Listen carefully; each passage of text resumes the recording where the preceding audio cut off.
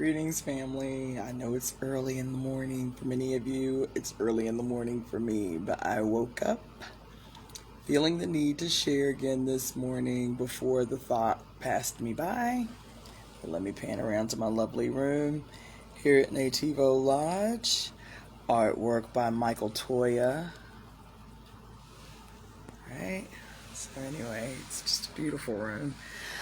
And, but anyway, so today is the 11/11 portal, November 11th, Wednesday, 2020. And I wanted to assist in getting your day started right. Because again, like I said yesterday, we have to be upbeat, we have to be positive, we have to be what we attempt to produce in terms of changing the world, right? And so there were some things I just wanted, some insights that I wanted to share this morning about how to do that. One is waking up, and I didn't set my alarm clock. I didn't intend to get up this early, but waking up still being deliberate about happiness and about gratitude and about joy, right? And yeah, there's some things that we can do today. One, if you don't, start journaling. It's just a good way to keep your mind straight and to help you sidestep thoughts or energy that doesn't serve you in this moment, right? Also, I'm in Albuquerque, New Mexico right now. Still, I'm gonna leave probably around noon today to head to Sedona and try to post up somewhere. I think I'm gonna go lay outside in the vortex while I'm in Sedona. I'm probably gonna spend the night there, but be mindful for the next few weeks, and I mean extra mindful. Like, pay attention to animals that you see that you don't normally see. You know, pay attention to signs and symbols. Pay attention to numbers, especially repetitive numbers. I've been seeing 777 and 999 for the last 500 miles. No joke. Road signs, license plate. It's like out of control. And then do simple things, man. Drink a lot of water, you know. Yeah. There's something I wanted to share just about relationships, friendships in particular. I remember hearing Iyanla Van Zant. There's this book that she has on like daily meditations, which is I love it. I got the book, the hard copy, and then I also bought the audio book just because it was really helpful getting me across country the first time and keeping my focus. But one of the things she talked about was being able to identify and appropriately place our relationships. Like, I can't speak for everybody, but for me, everybody who knows me knows, one, I don't meet strangers. I make it my business. It's probably the organizing aspect of my life. But even before I became an organizer, I made it my business to know everybody, to meet everybody, because I love people. I love meeting people, right?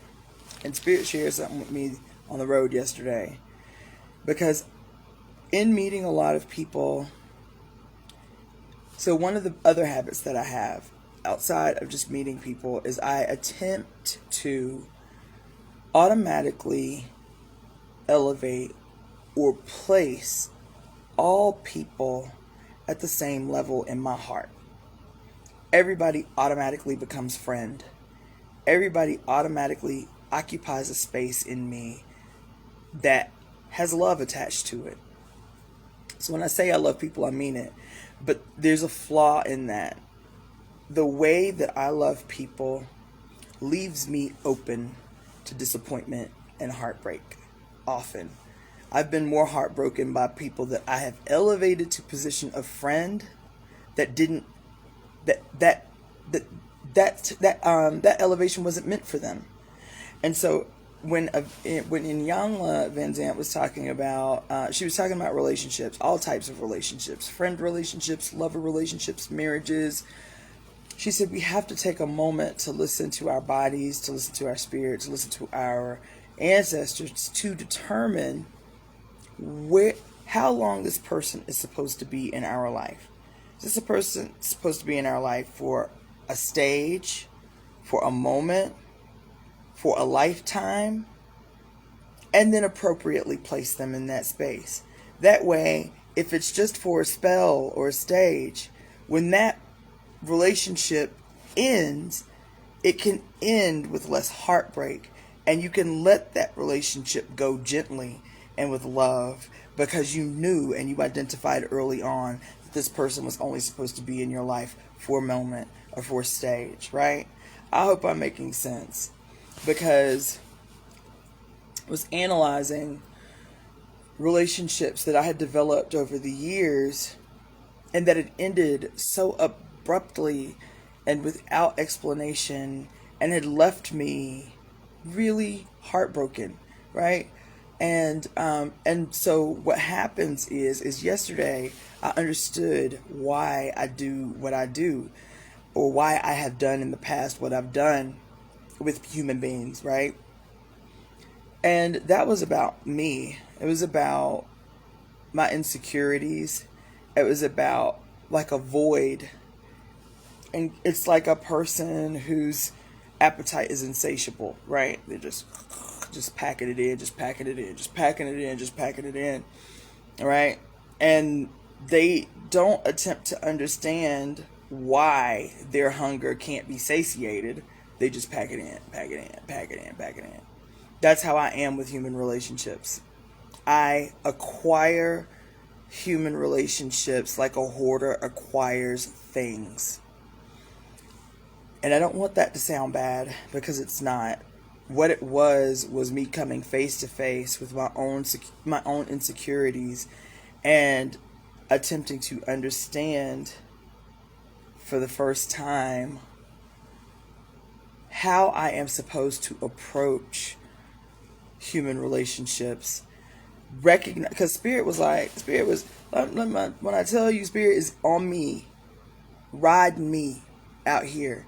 Spirit was like, baby, every skill that you have is about the fulfillment of your destiny. It is not just for you to be, quote, living in the moment. It's about the fulfillment of your destiny. Why is it that you think that you're the only person in your family, maybe except your father, who is as outgoing and magnetic as you are? Why are people drawn to you? Why do people seek you out? Do you think that's just cause? We just gave that to you just cause, you just that way just cause? No. We need you to be that way. We need people to be able to hone in on you. We need people to be able to be drawn to you. We need people from vastly different areas of life to be able to relate to you in some way, because we have something for them and we work through you. So you can't get caught up on trying to make friends out of every single person that you meet. How allowing every person that you meet to occupy space in your heart that wasn't meant for them. It's not a judgment. It's not to be mean or dismissive. It is to say that you have a destiny that you chose. We are attempting to help you fulfill that destiny. And we need you to be able to communicate to many across many cultures and across many boundaries, so that we can get that message to them. And if you continue to hoard human relationships, you are always going to be disappointed and heartbroken, because everybody is not where you are. Everybody's journey is not yours. Everybody's destiny is not in alignment with yours at the same time. And so people just like yourself, their insecurities, their traumas, the shit they've gone through, the place where they are, whatever, where they are in their walk isn't at the same wavelength. In that hurt, in their insecurities, in their trauma, they will hurt you. They will hurt you. And you have been internalizing that all these years. Internalizing that hurt all these years. I knew, and let me tell you something. I'm not talking in riddles. I'm trying to tell you something. Spirit is always at work on us. It's us being defiant and not listening that has us in a position to be hurt or taken advantage of. Because Spirit is always at work with us, always on our side, always has our back. But it's in our defiance, whatever the reasons for our defiance are, that we get hurt. Because my relationship with my ex-husband unfolded in a way, and I'm telling you, it's a hard thing to admit. When I met him, he was so beautiful. And I'm not just talking about, how he presented in the flesh. I'm talking about just a beautiful person, a big ass energy. And I was instantly drawn to him, instantly attracted to him. But I'm telling you, even the first day we met, I ignored it, and it was loud. But, at the time I was an atheist. So even though I was having this stuff happening in my head, I call it second guessing, I called it hesitation, I called it being protective or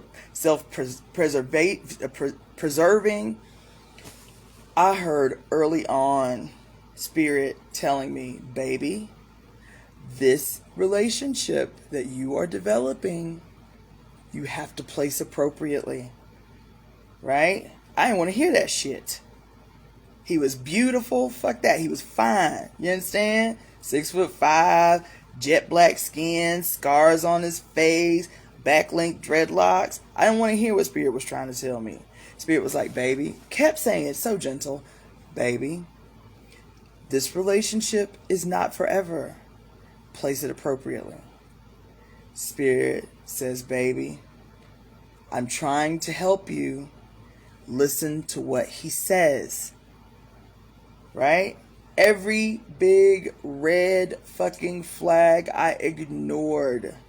And I'm not saying this about him to judge him I'm not bitter. I'm not filled with rage. I used to be. I'm not hurt. I don't have any judgment. I wish him nothing but happiness and success in his ventures. But Spirit told me early on, you are not supposed to marry this man. He is not supposed to be in your life for a lifetime. There is something he is bringing to you that you need in this moment. Accept that and let him go on in his way. And I could not. Because I can blame him. I can recount every seemingly evil thing he did in our relationship. But that's a hard pill to swallow. Because everything that unfolded, there was a choice attached to it. I was not a victim. Every day was a choice. Every day was right or left. Every day was stay or go. Every day was hold on or let go. Right? And for women, I would tread lightly in saying this, because I understand what we're confronted with in these moments where our insecurities again, our traumas, the repetitive imaging and messages imposed on us by society would constantly have us, rejecting Spirit's intervention in our life, Spirit's attempt to guide us in the right way, because Spirit is always doing that. We are never by ourselves. We are never alone. Spirit is always working on our behalf. It is the choices that we make in opposition to or in sync with spirit. In opposition to or in sync with spirit. And I cannot say about my relationship with my ex-husband, not one time can I say that I was a victim, because his journey was his own. And spirit told me before I ever said yes to that man. Spirit told me before I ever married him. Twice I married him. Okay? Spirit told me every day, do this, and I chose the opposite. Listen to this, and I ignored it. Look at what we're trying to show you, and I went blind. And so I mentioned him, but he is not the only one. I can recount clearly every relationship I've ever been in, and spirit's attempt to thump me in the forehead. Like, what the fuck is you doing? Like we just said, go left, your ass go right. You understand what I'm saying? And so it's only in hindsight. I'm fortunate because a lot of the time women will go through a whole, women in particular, people in general, will go through a whole lifetime of self-imposed trauma. We do that. We will go through a whole lifetime of self-imposed trauma because of decisions that we made in opposition to what spirit was telling us. But because it's so easy to focus on how diabolical this other person is, how evil he is, how terrible he is, he did this, he did that, he ain't shit, la la la, all this shit we tell ourselves, it's easy to hyper-focus on what somebody else did. The work, baby, is understanding how we arrived to that situation. And the how that we arrived is by ignoring spirit's attempt to protect us all the time. I walked away from shit in my life I should not have walked away from. You hear me? Spirit is always with us, always protecting us, always looking out for us, always has our best interest at heart. It's true. It is our choices. It is our, man, and I get it. We are disconnected from spirit in a big way. Doesn't mean spirit is still not at work on us. It just means we're disconnected. We have to become reconnected. We have to be tapped in to hear and listen, right? But baby, spirit is always on our side. Because I'm telling you, I could tell you stories you would not fucking believe. Shit, I should have died 5 fucking times. Full on, I should have died 5 times. And spirit was like, baby, it ain't your time. We got shit for you to do. So you with the bullshit right now. You're doing dumbass shit right now. So let us go ahead and cover you because we have work for you to do. You understand? We got shit for you to do. You understand? There are so many scenarios that I could tell you that are insane. From choices that I have made in opposition to spirit. There is not a single relationship that I have been in. Not one. Even if I still, every day I'm saying the prayer of forgiveness. Really. Forgiving myself, forgiving others, forgiving circumstances. So I'm still at work on myself every day. Because I'm human. I have a heart. It's broken easily. But there is not a single relationship. Not one. And yesterday I focused on 5 because they were really hurtful, and I was really, really sad for a long time about the end of these relationships. And these weren't intimate relationships. These were friends, people who I still love so much, so much, who didn't even have enough confidence in who they know I am to just say, I don't want to fuck with you no more. Or, our relationship has met its close, right?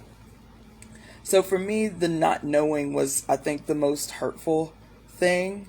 And then, of course, my insecurities come back to the surface. I'm like, well, what did I do? Why won't they talk to me?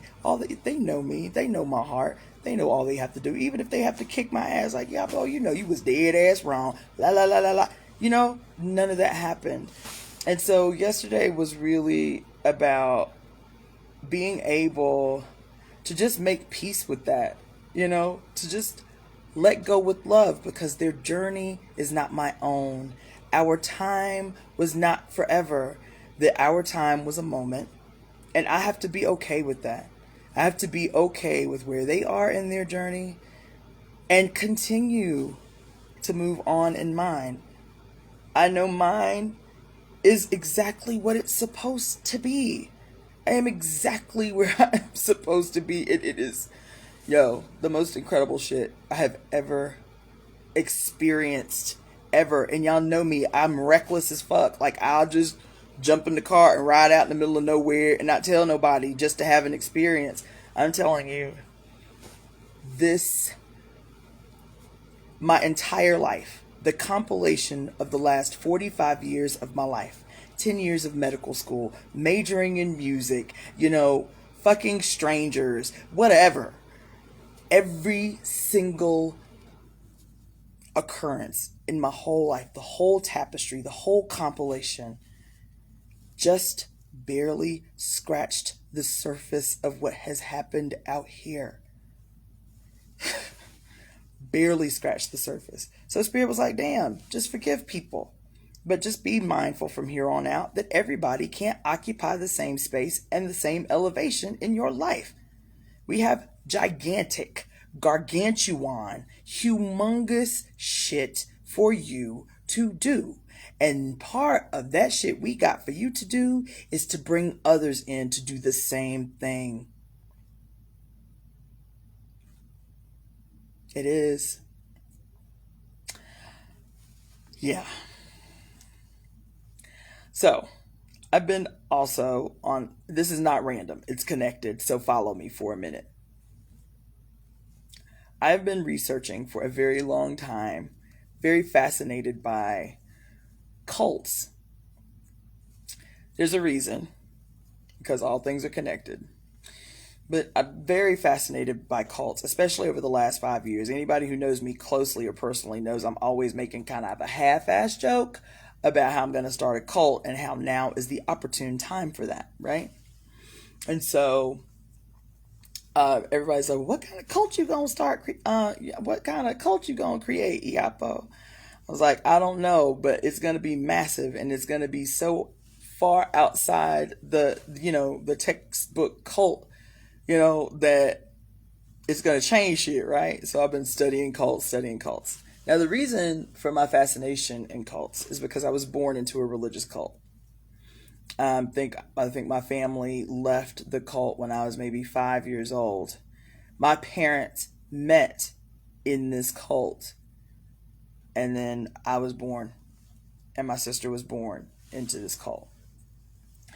And so I've even studied that cult. Like we didn't talk about it in our family at all until very, very recently. I guess one of the stepdaughter of the preacher who led that cult just wrote a book. I haven't read the book yet. My mom was telling me about it. It's the first time in my whole life I've heard my mother talk about this cult, was just this year. And though I have very, very clear and vivid memories of it. And so, anyway, my obsession with cults has an origin. I was born in one. And so I'm watching all these documentaries. I've been like going ham on documentaries. Wild Wild Country, outrageous. If you haven't seen it, watch it, right? I haven't seen the new one on the Nexium cult, but I'm fascinated with that one. And then, all the standard ones, the People's Temple in Guyana. What was his name? Jim Jones. There was only two that I've heard about that were led by women, but of course they were Christian religious cults, and Heaven's Gate and Waco, Texas, and all of this stuff. And there were common threads along all of them.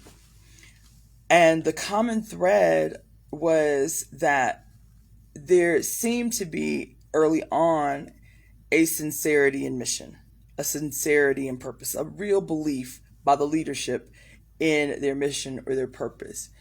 And somewhere along the way, whatever their attractors were distracted them from purpose, and their shadow side took hold, or their shadow side, became fed and malignant, right? So, and so for some people, their shadow side was, drunkenness on power, like, and power being internalized as synonymous with oppression or subjugation or domination, primarily of children or women, right? So that was the way that it expressed itself in some of these. Some of these, it was money. They became drunk on power and the way it was manifested through money. Some became drunk with power and the way that it presented itself with like, it bordered on like a checkout, bing, right? Like with Heaven's Gate, where men are mutilating themselves and, whatever.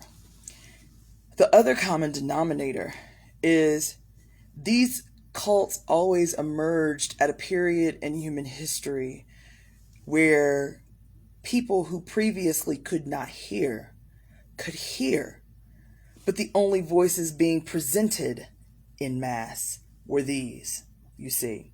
So they could have gone any way, but there weren't any voices making themselves heard that was leading people in the direction of light, right? In the direction of right, in the direction of integrity, right? In the direction of like global collective human evolution, right? It was about subjugating the masses and feeding a malignant ego, right? And so I said, okay, well, what would be different, right? I'm not interested in dominating human beings, so why a cult? I'm not interested in subjugating women and children, or even men for that matter, so why a cult? Like, what has my work thus far led me to do? It is to help and assist, even if it's through putting my hands on others, right? So for a long time, I had a problem calling myself a healer. I called myself a facilitator, right? Because humans heal. But sometimes they're so far in their forgetfulness that they forget how to heal. And there comes a facilitator that can help their body remember, that can help their cells remember, that can help their spirit remember how to heal. So that's why I was like, man, I'm kind of uncomfortable calling myself. Anybody who knows me knows I've always been uncomfortable with calling myself a healer. I'm just plugged in. And so because of what I know, because of what I've downloaded, I have the ability to help you remember, to put my hands on you and help spirit and cells say, oh shit, this feels familiar. I remember how to do that, right? Because even if you have a gaping wound and I clean up the blood and bandage it and put some herbs on it or stitch it up, right? I just facilitated. Your body is still doing the healing. Your cells are still weaving the web. You understand? Your body is doing the healing. Not me. I ain't healed you. I just facilitated the process. There's a difference. I make this distinction in this conversation about why I would need to build a cult. Because look, man, humans have to remember. That is the task. That's the task. I'm going to tell y'all a story. I'm being funny, but I'm being serious, okay? So I have this idea of God, right? And I have this idea of God's existence, like what God's consciousness must be experiencing in every moment, right? Because people ask me, why do you say we're God? Because that's what the fuck I mean. That's what I mean. Well, do you mean God lives in us? No, that's not what I mean, because that's not what I said. What do you mean that our bodies are a temple for God? No, that's not what I said, because that's not what I mean. Um, Whatever. However we think God is, we've been wrong. Everybody laughed. I ain't no Kanye West fan, but everybody laughed when Kanye West said, "I am God." He wasn't wrong. Problem is, he just forgot. He forgot what that actually meant. You see, he was on the brink, but he forgot what that actually meant. So let me tell you a story about God. Okay, so God is all knowing, all seeing, has always existed, always will exist. You know, our concept of endlessness and timelessness we can't fathom, right? So God is just kicking it, right? In the ethos, creates all that there is, all that there ever will be, right? And God creates the heavens. And because God is bored. If I'm infinite, right? And my imagination is infinite, and my potential is infinite, and it's just me, I would get bored. And so God was like, well, let me create this thing called the heavens. Let me give birth to heaven, right? And so I imagine God doing a dance, and every time her skirt spins and flicks, a little planet spins out of the spiral of her skirt, right? And she's like, damn, this is nice. Look at all these planets, all these universes, all these spirals. This is lovely. I'm still bored. So let me do something different. Let me create entertainment for myself that'll be infinite and long lasting.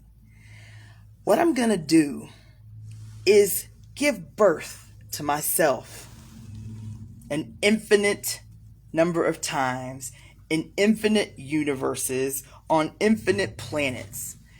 And I'm going to give birth to myself a bunch of billion, trillion, 100 million mini-me's scattered throughout the universe, right?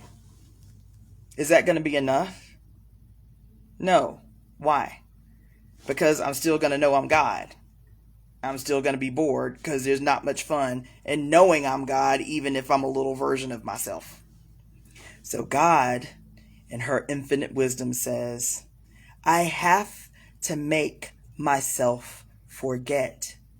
Therein lies the play, the drama. So I have to give birth to myself, and my destiny is to remember that I am God. That our destiny is the same. Every last one of us. Now, it may unfold differently. It may unfold at different times. It may look different in its unfolding, but our destinies are exactly the same. It is to remember that we are God, the flesh that we chose, as well as the spirit. The flesh is God. It's not a vehicle that God drives in. I've heard that analogy. Whack. It's not, the temple that houses God. The flesh is as much God is God, as spirit is God. And because we have been subjected to an ideology that has us relinquish the flesh, reduce the flesh, loathe the flesh, hate the producers of flesh. Who is that? That's your mother, right? Because we have been conditioned to hate the flesh. Why was I born? Why am I even here? Why do I even matter? Right? Because we have been conditioned by our enemy, which is a consciousness that has forgotten that it too is God. Right? Because we have forgotten That is why we feel alone. That is why we feel small. That is why we say stupid shit like, we're just grains of sand in the entire universe. Who am I? Right? We reduce our significance because somebody taught us to. We believe that we are nothing. Who am I? There's 7 billion people on the planet. God damn it, you are God. That's who you are. You are creator in the flesh. Why do they talk about the law of attraction? What is the law of attraction? It is just you remembering, wielding your magic. When they say thoughts become things, what does that mean? It means you are God with the full potential of God to create in the material realm, to take something abstract. You don't know where it came from in the back of your consciousness. You have a dream and it happens in your head and you're like, I think I can make that happen. And next thing you know, this thing that emerged from where you don't know where it came from because you got and you have forgotten and you still don't remember. So you call it dreams or you call it whatever the fuck you want to call it in any given time, emerges in your subconscious, comes to your consciousness, and then your flesh being partnered with God, being part of God, allows you to execute in the material realm. This is not a small thing, man. It is not a recitation of abstract esotericism. God damn it. It's not. We are the creators of the reality that we are witnessing all the time. And so, listen, we have to know that our talents, the gifts that we come here with, everything is about this journey, this destiny that we all have linked up with each other to remember that we're God. That's the play that that God is witnessing. She's like, damn, this shit is fascinating. Like, me forgetting who I am in the flesh, that shit is deep. Like, I can really go there. You know what I'm saying? I can really do some crazy shit. Let's just see how this unfolds. Spirit's still saying, all things in harmony and balance, right? Universal balance. But let's see how this shit unfolds. Balance is not static, right? It's always ebbing and flowing, always doing this dance of, one bigger than the other, one smaller than the other, one more forceful, one more weak, until harmony is maintained, and then it goes all over. So it makes it really difficult for us to see, that even in the midst of what we will say is the most tumultuous year of the last century, it's hard to see the beauty in it. But I've been deliberate at looking for that. It's hard to be happy in the midst of what we think is chaos. But I've been deliberate in chasing that, in creating that. Even as people around me were upset. Why you always somewhere? Don't you know there's a pandemic? Yes, but I also know I'm God. God damn it. You gonna get sick. Don't be casting no spells on me. I got me. You worry about you. Okay? Everybody in my house was sick. I didn't get sick. Because I remember. That's not a judgment. I remember what my power is. I remember who I believe that. Even as my little insecurities creep up on me, Spirit's like, bitch, better remember who you are. I got a task for you. You understand? Anyway. Yeah. So, I just want to share with you that, I may not be starting no cult no time soon, but I will be telling you this. That if I did, it would be to help every last one of you remember that you are God. Nothing less. That if I give you leadership, it's to create leadership in you. Anybody who knows me as an organizer knows it's the truth. Everything I got in my brain, I'm trying to impart on somebody else. You do with it what you see fit. No strings attached. You do with it what you see fit. The rapid reproduction of my skills in others, because them skills don't belong to me any goddamn way. I am the tapestry in the flesh of all the contributions of my ancestors. I am because they are. I am because we are. You understand? So what I have is yours. What I have is yours. So it would not be no top-down leadership, no totalitarian exploitation, or no bullshit like that. If I call y'all into a cult, we gonna be dancing every day. We gonna be singing every day. We gonna be making love every day. We gonna be outside naked, hugging trees and shit. Well, I don't know. Whatever spirit calls us to do in the moment. To demonstrate what true bliss can look like. The true harmony between flesh and spirit. The marriage of the flesh. Baby, look, your Bible said it, but y'all don't believe it because y'all only believe the bad stuff, the scary stuff, the horror stories in the Bible, right? But the Bible told you over and over and over and over again, 1,000,000 times from Old Testament to New, spirit can't do shit without flesh and material matter to move. That's how we understand spirit, is through the flesh. Without the flesh, we can't comprehend it. That's why God had to create it. If it wasn't necessary, there'd be no planets. There'd be no people. There'd be no animals. There'd be no us. Spirit needs matter. Needs it. You can't hear me without it. You know what I'm saying? Same relationship we have with our ancestors, you understand what I'm saying? They're present. We know they're present because we believe it, right? But we can't hear them.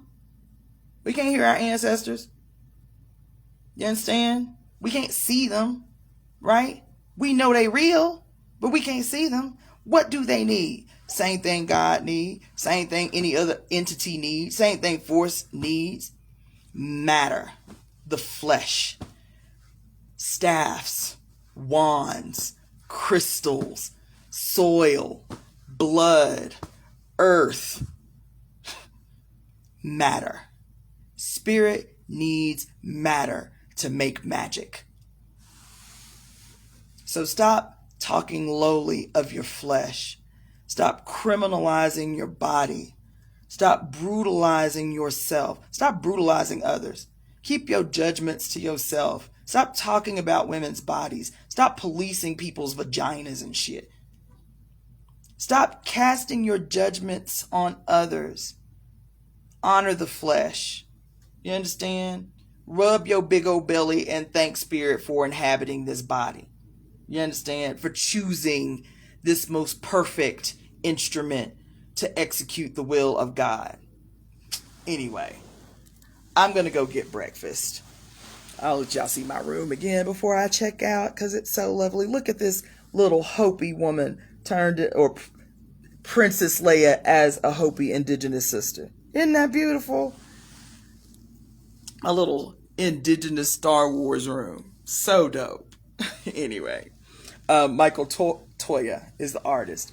I thank y'all for joining me this morning. But yeah, you're God. Your flesh is God. You are God. Honor it, keep it, know it, and create. Put your hands on something in nature and create something new. Last thing I'm going to say. So I went out to Arkansas. I think I was in Arkansas maybe 4 days ago. Because I was like, well, I'm driving across the country. I might as well go to Arkansas and dig in Mother Earth's belly for some crystals, right? So I went out there and got some crystals. And I thought about it. I was like, this dirt is so red. The dirt is so red, it looks like blood. It's so red, right? And it's full of crystals. Like when I say I made out like a bandit, full of crystals, right? So I made my offering. Y'all know me. I don't ever take nothing from Mother Earth without putting something back. Made my little offering, started digging for crystals. Spirit was like, girl, if these crystals is powerful, the earth that gave birth to them has to be powerful too. Grab up some of this dirt, child, and see what you can make happen with it. So I'm looking for a potter. I'm looking for someone who's like a potter or a sculptor or something like that, so I can figure out what magic I can create with this blood red dirt I just got from the top of the mountain in Arkansas. That still, the dirt is full of crystals, by the way. I didn't sift through it. So you'll probably find gems in there that you're welcome to keep. Help me create something with my red dirt. Look forward, because I'm going to probably be up on here every day for the next 7 weeks. Today is the 11/11 portal, which is why I got up on this joint in the first place. Power the fuck up. Tomorrow is the stellium. Pluto and Jupiter, powerful planets of radical transformation. Pluto being the mother Oya, the masked goddess who gives us the ability to communicate with our ancestors. You understand? She is the balancer of the scales of justice. You understand what I'm saying?